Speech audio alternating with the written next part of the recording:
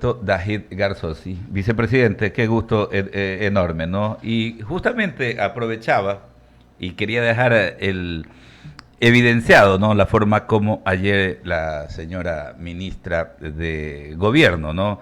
Asumía, pues, su presentación ante esta Comisión de Desarrollo Económico, ¿no? De nuestro Parlamento. Es necesario aquello que planteamos siempre, ¿no? El hecho de que debemos de enfocarnos todos los ecuatorianos de bien en esa orilla de poder tomar las decisiones más sabias, pero también es bastante complejo cuando hay tantos intereses políticos. Primero, y de arranque, al darle los buenos días, ¿cómo analiza precisamente esa arenga de la ministra? Buenos días. Buenos días. No sé en qué lugar ocurrió la arenga, ante quién estaba diciéndolo, pero hay hechos que son incuestionables, como por ejemplo que excepto por el Paraguay, el Ecuador es el país con el nivel de IVA más bajo, que lo tienen también, si mal no recuerdo, en 12% Guatemala, Venezuela, pero Uruguay tiene 21%, Chile creo que 19%, el Perú, si mal no recuerdo, 17%. En fin, el IVA es mucho más alto en todos los países latinoamericanos, especialmente en los que están mejor.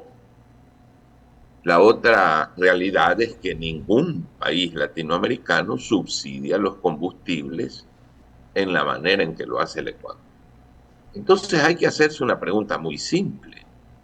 ¿Qué es lo que nosotros hemos aprendido y hemos sabido que los demás no se han dado cuenta para hacer que un Estado sea viable con el IVA más bajo y el más alto subsidio de combustible?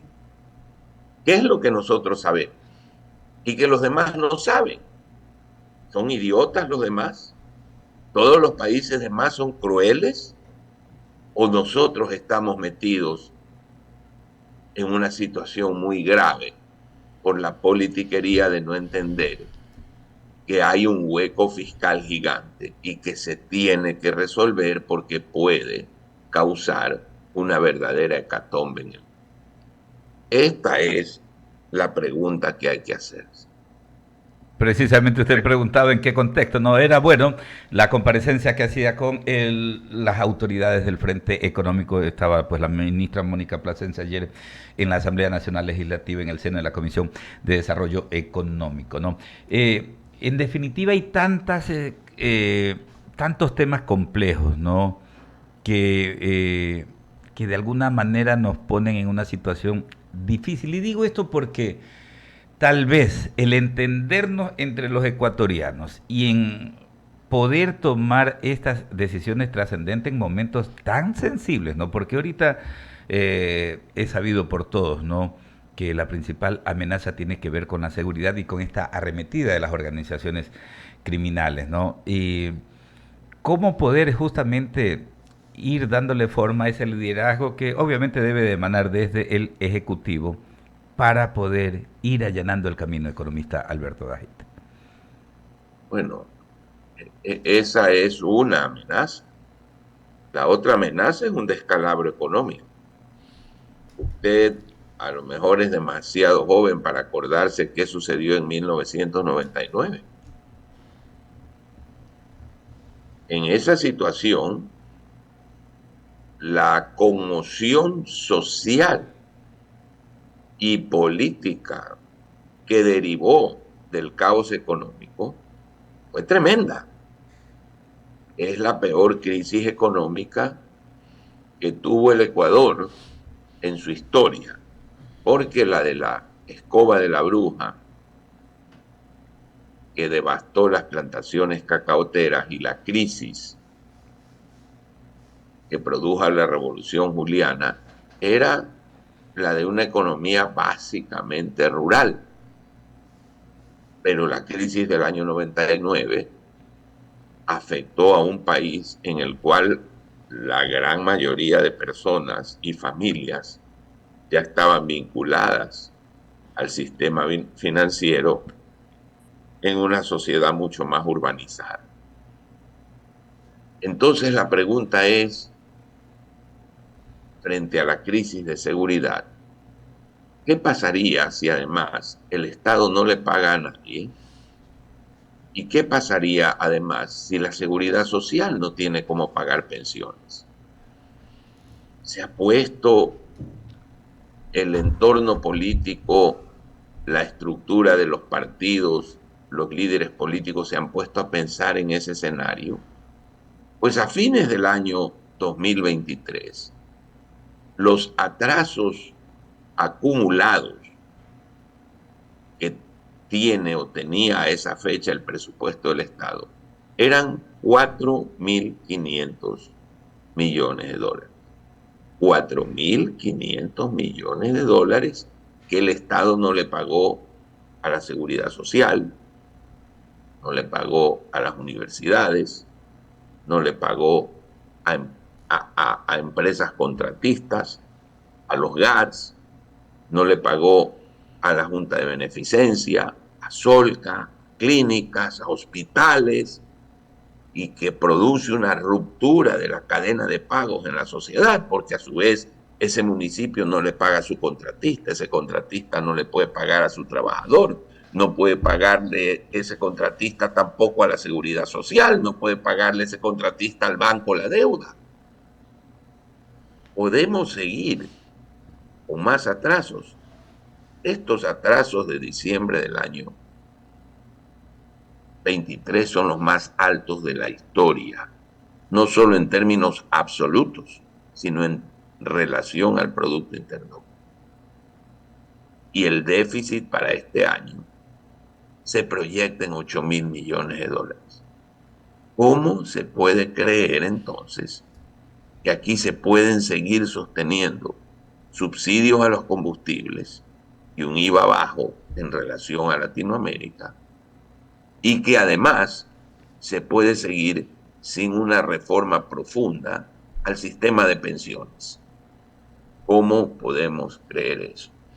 Bastante complejo, bastante complejo el panorama. 7:08 conversando con el ex vicepresidente Alberto Dajit Garzós. Y permítame, Verónica Landeta, con otras inquietudes en esta entrevista. Economista Dajit, al mal paso hay que, pues, al mal momento hay que darle el paso rápido. Y en todo caso, en este tema del gran déficit que se nos viene y del gran déficit que ya tenemos, que va obviamente pues arriba a los 7.000 millones de dólares, el tema del IVA es solamente una parte para poder definitivamente enfrentar este gran hueco. ¿Qué otras medidas debería o debe también gestionar la actual administración gubernamental? Le pregunto esto porque ayer, en medio de esta comisión, pues muchos asambleístas dijeron, no vayamos al IVA de subirle 3 puntos, pero sí, por ejemplo, vayamos para poder solventar este conflicto y el tema del déficit, el incremento del ICED al 6%, por ejemplo, proponían ahí un impuesto permanente para quienes tienen patrimonios de más de $1 millón. Por ejemplo, también proponían ahí que los bancos contribuyan al menos con $300 millones de sus ganancias, y también proponían ahí el tema del ITT, que le demos retro a lo que ya se consultó en, valga la redundancia, en la consulta popular. Bueno, darle marcha atrás al ITT sería un acto de sensatez. Fue una de las cosas más estúpidas que una sociedad podía decidir, porque una cosa que ya estaba produciendo y que ya no va a causar un daño ecológico, ya lo causó si es que lo causó, y que representa 500 millones de dólares al presupuesto, pero 1.200 millones a la balanza de pagos. ¿Cómo pudo creerse que la población no entendió y votó para que se pare en semejante crisis económica la producción? No se debió consultar eso. La Corte Constitucional y sobre todo el Consejo de Participación Ciudadana reabrieron una cosa que estaba oleada y sacramentada, lo cual fue verdaderamente un acto terrible contra el Ecuador. Pero el aumento del ICD es terriblemente negativo, porque hay que ver los impuestos que menos daños hacen. La sociedad no entiende, Verónica, que el ISD termina afectando más al sector exportador. ¿Por qué? Porque cuando usted pone, y eso es un impuesto a toda importación, sube el costo de las importaciones. Y el sector exportador importa muchas cosas. Claro. Y es el único sector que no puede aumentar sus precios, porque su precio está fijado en el mercado internacional.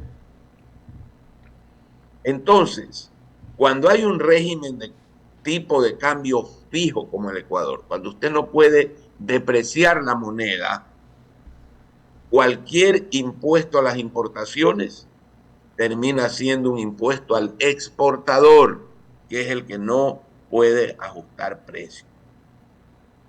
Y es una manera de ahuyentar la venida de dólares en un país que, estando dolarizado, lo que más necesita es dólares. Si usted quiere que los bancos paguen ese ISD, calcule cuánto es el valor del ISD de los bancos y póngales otro impuesto, pero no evite que traigan plata al Ecuador. El Ecuador ha perdido más de la mitad de su reserva monetaria desde el año 2022 al 2023. Más de la mitad. ¿Quiere usted debilitar una dolarización? Quítele dólares. Y si sube el impuesto de salida de divisas, lo único que está haciendo es evitando que los dólares vengan. En un momento en que no hay financiación externa para el país, ¿qué hay que hacer entonces? Tomar el toro por los cuernos, como lo he venido repitiendo por años, no por meses, por años. Elimine el subsidio a los combustibles. O focalícelo. Focalícelo donde están los pobres, que es básicamente en el transporte público urbano, porque en el transporte de carga no afecta a nadie. Es mentira. Luego de eso, inicie una reforma del sistema de pensiones, suba el IVA, reduzca en aquello que se puede reducir, que es bastante inflexible, el gasto público, y ahí vaya a los organismos internacionales para ver si del hueco de 8,000 le pueden dar la mitad, ajustando el Ecuador la otra mitad, porque lo que no puede esperar usted es que le regalen la plata afuera, viendo que el país no tiene plata para mover los soldados, pero sí tiene plata para que los contrabandistas se lleven el diésel, no tiene plata para las necesidades de sueldos, pero sí tiene plata para que el gas se venda hasta en Chile por el diferencial de precios.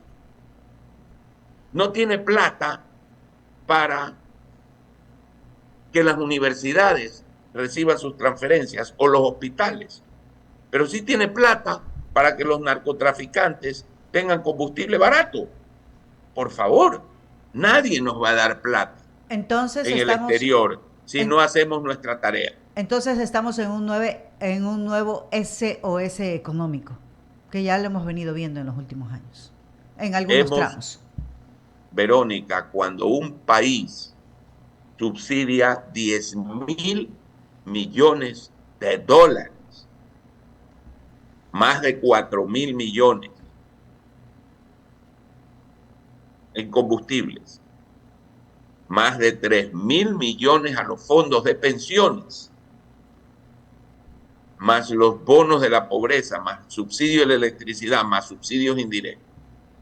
Vive en permanente SOS económico, porque un hogar donde el padre de familia es ludópata y juega en el casino, vive en permanente zozobra económica, hasta que le curen la ludopatía y deje de botar todo su dinero en un casino.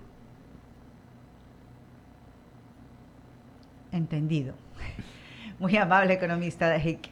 Sí, definitivamente estamos en una situación bastante crucial y pues hay que analizar todos los frentes, todas las posibilidades y todas las medidas alternativas. Pues Sí. volvemos a insistir, el tema del incremento del IVA de los 3 puntos es simplemente una parte de todo lo que se necesita y se requiere para poder ir a enfrentar ese déficit. Claro, oiga, vicepresidente, y algo que vale la pena también, ¿no? Porque también este sesgo ideológico y político, ¿no? Que termina confundiendo a las masas, porque le estaba escuchando con atención cuando hablaba del impuesto a la salida de capitales. Y hay quienes venden el concepto de que no es que es el ricachón, el pelucón, como dicen algunos peyorativamente, el que se beneficia de aquello. Pero usted ha notado algo tan importante. ¿Cómo afecta al sector exportador, ¿no? Que bien decía usted, no puede incrementar costos porque los costos lo imponen las reglas del mercado a nivel mundial. Y no terminamos de entender a veces cuando se vende esa idea de que el exportador, y centrémonos en el tema del camarón, por ejemplo, siempre decimos cómo dinamiza la economía, pero no es la economía del accionista de una empresa exportadora de camarón exclusivamente, sino que vemos cómo hay otras actividades conexas, ¿no? Que en la actividad se beneficia la empresa cartonera, la del plástico, la de la logística, la gente que contrata la seguridad, quienes trabajan en las diversas etapas, camaroneras, empacadoras, la fábrica de balanceado, en fin, es tanta la dinamización, pero aquí el grave problema es eso, que tenemos el político, ¿no? Que vive muy cómodamente, alejado de toda realidad, que no conoce porque nunca han administrado ni siquiera una despensa, y en esa medida ellos comienzan a asusar a la gente y vender esa idea. Y eso es lo que definitivamente más daño termina haciendo, porque la clase dirigente debe ser orientadora. Básicamente debe de apuntar es a aquello, a orientar y no a asusar esta lucha de clases que definitivamente nos tiene tan fregados, vicepresidente.